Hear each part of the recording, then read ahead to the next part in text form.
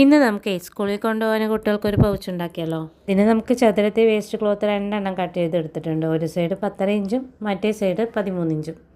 ഇതിൻ്റെ കൂടെ തന്നെ ഷോപ്പിംഗ് ബാഗ് ഉണ്ടാവില്ലേ, ആവശ്യമില്ലാത്തത്, അതൊരെണ്ണം സെയിം അളവിൽ കട്ടാക്കി എടുക്കുക. തുണി മാത്രം വെച്ച് സ്റ്റിച്ച് ചെയ്താൽ ഗ്രിപ്പ് ഉണ്ടാവില്ല, ഇതുകൂടെ വെച്ചാൽ ഒത്തിരി കൂടി കട്ടി തോന്നിക്കും.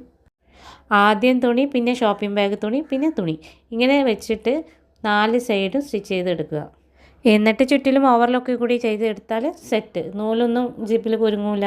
ഇങ്ങനെ ഞാൻ 3 കളർ ക്ലോത്തിൽ ചെയ്തെടുത്തിട്ടുണ്ട്. എന്നിട്ട് നമുക്ക് ആദ്യം സിപ്പ് വെച്ച് പിടിക്കാം. ഒരു സൈഡിൽ സിപ്പ് ഫസ്റ്റ് സ്റ്റിച്ച് ചെയ്തിട്ട് മറ്റേ സൈഡും കൂടി സിപ്പ് വയ്ക്കുക. സിപ്പ് 2 സൈഡും സ്റ്റിച്ച് ചെയ്ത ശേഷം മറ്റേ 2 സൈഡ് കൂടി സ്റ്റിച്ച് ചെയ്ത് എടുക്കണം.